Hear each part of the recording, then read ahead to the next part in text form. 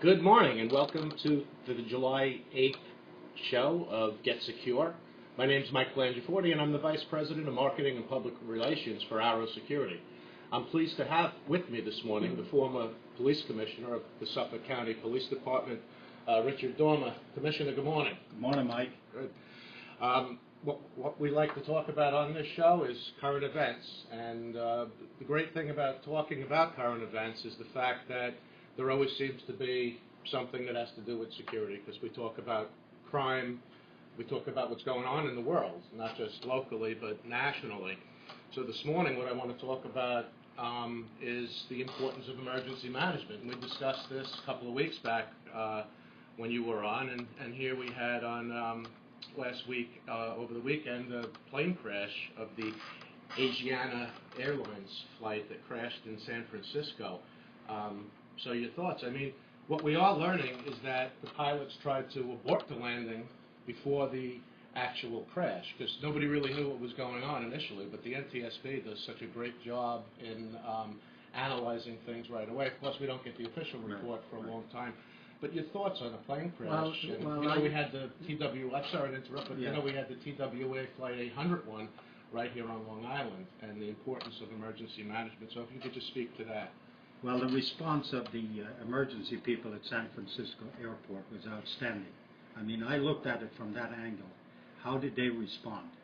And it was top-notch, and they received a lot of praise from people in the industry, the airline industry, and the safety industry, the private security industry. They train for something like this. You hope it never happens, okay? Just like police departments and fire departments throughout the country, and throughout the world for that matter, and private security. We're also involved in first response. We're part of the emergency management system, Arrow Security. So how you respond to these emergencies is critical to save lives. And I got to give them a pat on the back for the way they responded. Absolutely. I mean, and it's always unfortunate, any loss of life. And unfortunately, in this particular case, two 16-year-olds lost their life. And any loss of life is tragic. I mean, though many people on the plane were saved by the efforts of, the flight attendants and those folks that were helping them, there was still a loss of life. Well, you see, this is why it's important to drill, to train. And airline personnel do that all the time. The people that fly these planes, have to be ready for an emergency like this. And again, from what I read in the media, they did a great job getting people out of the plane very quickly and safely. And, looking at the aftermath, I mean, this plane went on fire. This was a major, major disaster. To lose only two people, was, I guess, very, very,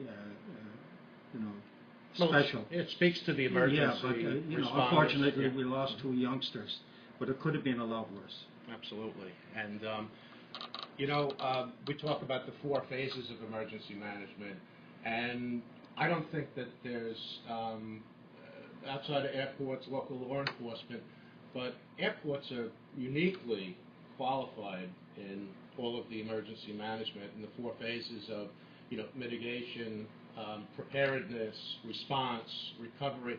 All four facets of emergency management came into play here in this shooting. Yeah, this was a textbook example. And again, emergency responders learn lessons from this response in San Francisco. We always did that, and we still do that in the business. When an event like this occurs, a disaster, you look at it very carefully. You wait for the report to come out when the investigation is complete. But it's very important that you learn lessons from these types of events, so that if it does happen on your watch, you can respond more effectively and appropriately. Well, I mean, certainly they do everything they can to prevent something from happening, but airports' preparedness is really unique in the way, I mean, they have fire and emergency responders right on scene, so they're prepared in the event of a major emergency. And what's also interesting about this case is also the recovery efforts, what they did in recovery. which is after the emergency. So you have the response, and then the last facet of emergency management is the actual recovery, or business continuity if it affects any industry. So business continuity is important. The rest of the flights have to go up and running. So well, contrasting this with Flight 800. Flight 800 was out over the ocean. yeah. This was right at the airport, which made it a lot easier to respond for the first responders. But Flight 800 was a different type of event, and they were over the water. And the recovery, by the way, again, an outstanding job by all the people involved in that recovery of Flight 800. Everybody was identified. All the victims were identified in Flight 800, which is an amazing accomplishment when you think about that. Way off Long Island, over the ocean, the plane disintegrates, plummets to the ocean, and down into the ocean floor, thousands of feet under the water. And they retrieved almost 100% of the plane and identified all the victims. Where were you? Which is very important for families, for loved ones. Closure. I wasn't in the police business at that time. I was in private security at that time. I had left in '93, and so I wasn't there for that. But I certainly was in contact with a lot of my comrades that were handling that event, and it was a massive recovery effort, and outstanding job. And so this one at San Francisco Airport was different in that it was at the airport. The response, the emergency response was right there at the airport, so it was quick. They knew that there was a problem with the plane even before it hit the ground, as far as I understand. So they were on the way. I think the pilot was advised, emergency responders are on the way. So that was very important, that they get to the crash site quickly so that they could make sure people got out and that the fire was extinguished very quickly. Do you think that in law enforcement and first responders that things changed after 9/11? But I want to speak to something specific, which is with having a mass casualty emergency plan. Would you say that police departments are better prepared today, or there's always been some type of a mass casualty plan in effect? 9/11 changed everything in the response business. When the planes hit the towers on 9/11, responders responded to that event from all over the metropolitan area and from out of state. So everybody converged on the scene to help, to assist. That's what first responders do. So there was no direction. There was a lot of problems with units, fire departments, police officers, and other responders heading into New York City on clogged highways. People are leaving the city. They're heading into the city. There was no coordination. There was no, There was finding a lot out of, there was a who lot was of coming, confusion. where they were going to be, what they were going to do. And so we learned lessons from that. So now instead of rushing to the scene, we'll say from Suffolk County or Nassau County to New York City, you would check with the incident commander's command center, and they would know who was responding. They would tell you where to respond to. They would tell you whether you responded to the scene or not, whether it should be a standby. And this has changed now in the business, where instead of mass response, uncoordinated, we now have planned, coordinated response. Yeah. I mean, I remember when I was assigned to the Staten Island landfill with the 9/11 recovery efforts, initially there was a little bit of confusion as to, because the amount of casualties was so vast, and we remember that the hospitals were on a high state of alert for injured victims to come in that unfortunately they never made it there. But the recovery efforts initially in Staten Island and certainly at Ground Zero, I remember there was such a state of confusion a little bit because of the overwhelming amount of casualties that we had to look for. And as time went on, things did become more organized, and they had it down to a much more organized and effective process in these recoveries. Well, it takes so we a were while. learning right then It and takes there. a while to get focused. There's going to be some confusion with these events. There's no doubt about that. You can't remove that from the event. But if you have drills and careful planning, you can certainly reduce the chaos and get focused more quickly on the recovery or whatever stage you're in with the event. So that has changed in the business throughout the country, and I believe throughout the world. So lessons learned from these events. First responders are going to be looking at the San Francisco plane crash and how it was the response was, to see if there were lessons to be learned from that. And that's what we did with 9/11. We learned lessons from that terrible event. Yeah, absolutely. The importance of analyzing, these emergencies or these mass casualty incidents as they happen is an important component so that we're always better prepared. Because I don't think we could ever be 100% prepared. I think, although we're doing very well today, but every one of these incidents I seem to learn something from. Well, for example, the Boston bombings. I mean, that occurred at the end of the race, and now with hundreds, thousands of people at the, on the route in the middle of the day, and now you have to respond to that. Who can plan for that? Some of these events are going to happen, and they surprise you. That's the nature of the business we're in, that you get surprised. But Boston, by the way, they did a tremendous job in identifying these people.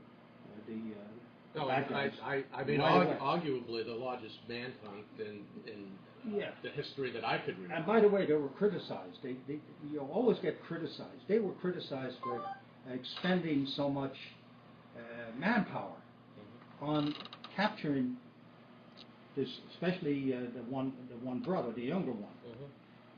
They had to bring this young fella in. He was responsible for, he's alleged to be responsible for a heinous terrorist attack on innocent women, men, and children. So, again, I give them a pat on the back for the job that they did in Boston. Oh my gosh, the Boston police, from the local, state, federal responders, how everybody just came together and worked with a wonderful collaboration. Well, that's a point. You're making a good point about all the different agencies. In the United States, we don't have a national police force. We have many agencies that have concurrent jurisdiction, like Boston or New York. Getting them all together, that's where the planning and the drilling together beforehand comes into play. So that when an event like this occurs, it's not the first time you see the commander or the chief from the local police department. You've drilled with them before. You know each other first name basis. So now it's easier for the incident command center or the incident commander to coordinate everybody, because everybody knows everybody. They'll say, Mike, we want your people to do this, and so on. So that's very important, and that's the big improvement since 9/11. Right, and the number of, we just look in recent current events, and we see that mass casualty incidents are not all attributed to terrorism. We see natural disasters. We saw what happened in Oklahoma, and the tragic events that happened because of this tornado activity. So we see natural disasters. We see events of terrorism. We see plane crashes. Well, look at Sandy, for example, that hit our area, our community. It's devastating. People are still suffering today because of the effects of Sandy. And so, lessons learned from that too. I mean, our communities and our elected officials and our first responders learned from Sandy. You should look at it very closely. People should sit down and talk about it and find out, is there anything else we could have done to improve on how we handled that disaster. Absolutely, and I remember going to a hurricane seminar once at the Nassau County Office of Emergency Management, and Jim Callahan, who was then the commissioner, of OEM, gave a very interesting and humbling lecture about what can happen on Long Island, because we are an island, north to south, in the event of different categories of hurricane. And certainly Sandy devastated us. And I remember being in that conference, and I remember him saying that it's not a matter of if, it's a matter of when, that New York is overdue for a major storm, and boy, he was right. And I also remember in that seminar how they classified each hurricane, and I mean, God forbid a Category 5 hurricane were to make the shores of Long Island. I don't know that we can be prepared for something like that. Well, and you mentioned evacuation. Very difficult to evacuate from Long Island. I mean, Long Island Expressway, Northern State Parkway, Southern State Parkway, these are the main arteries. They get clogged very quickly. In fact, as we're chatting right now, there's probably traffic jams. I just drove in here to the office and the expressway was backed up. Yeah. There was probably a crash somewhere west of Sancta Coast Parkway. Mm-hmm. And so everything was backed up. Mm-hmm. So if you're trying to get off the island, when it's hitting, it's too late. That's where people have to respond to their elected officials who declare an emergency Mm-hmm. and say you have to get off Fire Island, you got to get off Long Island, you got to get out of the low-lying areas on the island. Listen, pay attention. When somebody tells you, they're usually basing their advice on good information. And so for people's safety, they should follow these directions. Now, this is where security comes into place. People do not want to leave their communities, their homes, unattended, because they're afraid that somebody will break into their homes and steal all their valuables, which is an issue. Yeah. The public police are going to be very busy taking care of the emergency. That's where private security comes in, where they can patrol a community, whether it's a gated community or just a regular community, to keep their homes safe, their businesses safe. So again, I'm putting a pitch out there for private security, and we in our security have the resources to take care of that type of an issue. Yeah, and the other, you talk about evacuation and the importance of, I think that in today's day and age, with what the meteorologists can do in tracking these storms and what they do, that we would have an awful lot of lead time. That if, again, God forbid, we had a Category 4, Category 5 hurricane rolling up the eastern seaboard, we have more time to say, and in the event that we had to evacuate Long Island, I think we could do it. Yeah, if you listen to the experts, and by the way, they'll caution that it could change. And so people have been lulled into a sense that the weatherman was wrong this time, and so therefore you didn't need to evacuate. Mm-hmm. Well, you're rolling the dice with that. Mm-hmm. And again, I think that people should listen to the experts. It's going to save your life, your family's life. Mm-hmm. And again, I hearken back to the reason people don't want to leave their homes. That's a very big issue with people, where they evacuate, their houses.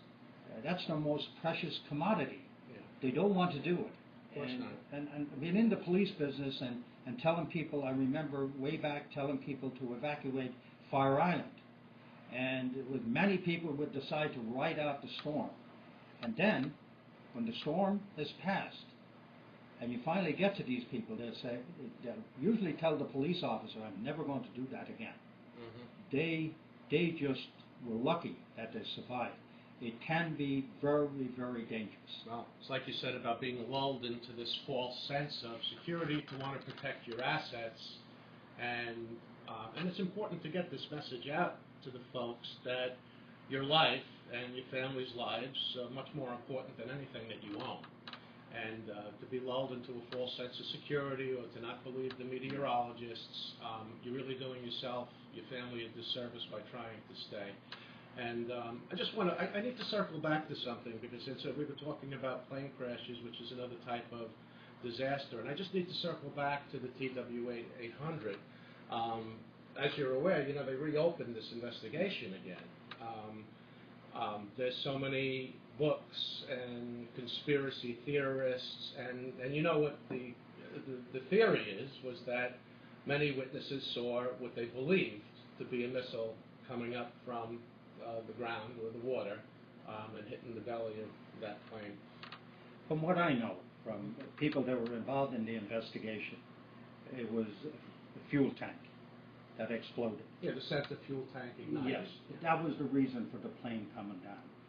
And all these disasters create conspiracy, stories. The Kennedy assassination is still bubbling around. Okay, that's many, many years ago, 1963, and this is not unusual that people write books about this. And there are a lot of people, by the way, fair-minded people that are buying into this. I don't buy into it. I think the investigation was very thorough. You know, that plane was reassembled.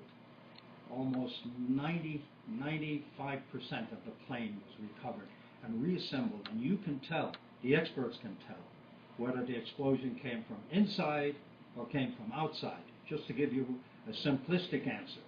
And they determined where it came from. And But they're opening it up again today. Well, yes, but there's obviously a book written on this, right? Oh, so people are going to buy the book Several. or buy the books. Mm-hmm.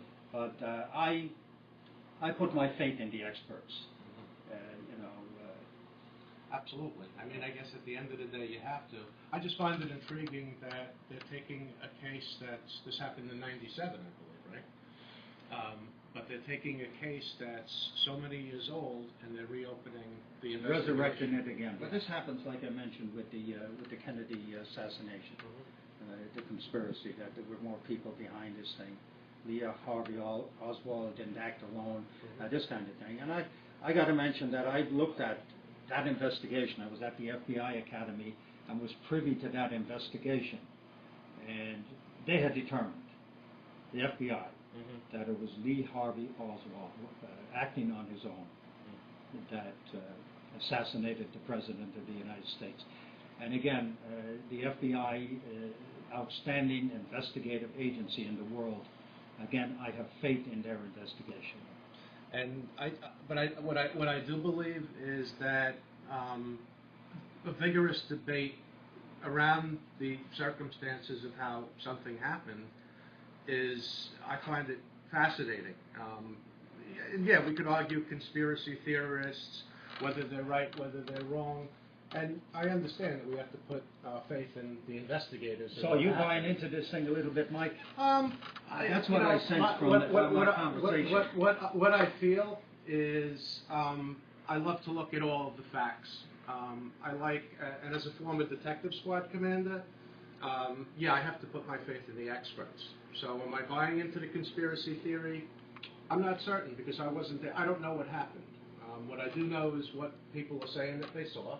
And I just find it intriguing. I don't know what happened because I wasn't there. You know as a squad commander, people at a crime scene or at an event see things very differently. You can have 15 witnesses to an event, all in close proximity, and you get 15 different versions of what happened. And some of them don't make sense. People see things that are not real. And so, I'm not disparaging in any way these people that have come forward and said they saw something, but the investigation indicated that it was the fuel tank. The explosion came from inside the plane, which caused it to disintegrate and crash into the ocean. See, it's my investigative mind that begs the question, why are they opening this thing again? And that's where... Well, I think somebody's selling books here. Yeah. That's what we mentioned. Is there, a financial reason for this?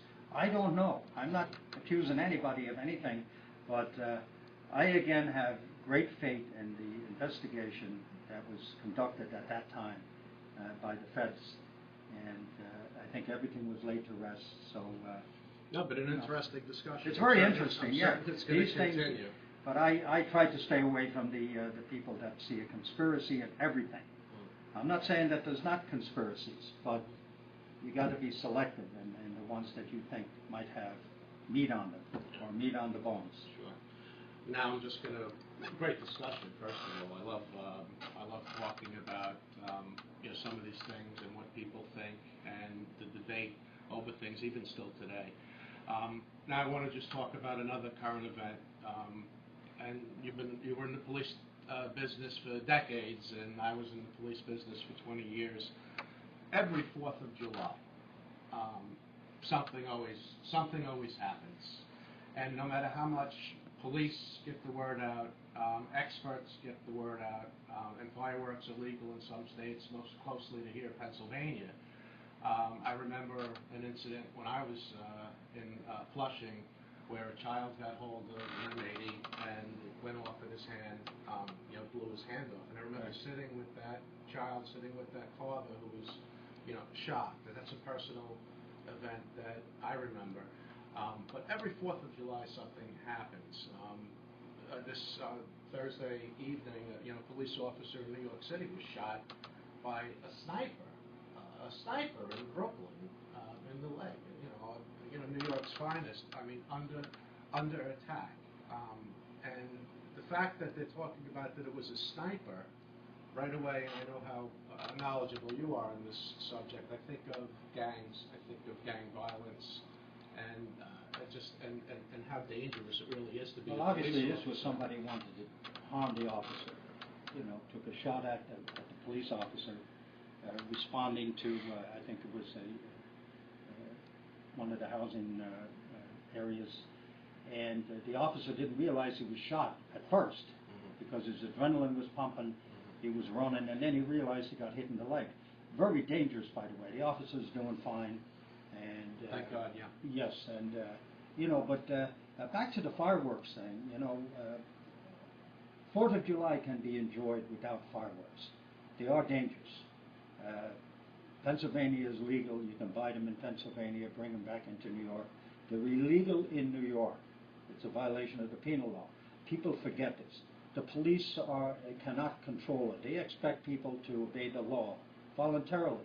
You can't have police on every corner, enforcing the fireworks law. We expect people to, follow the law themselves.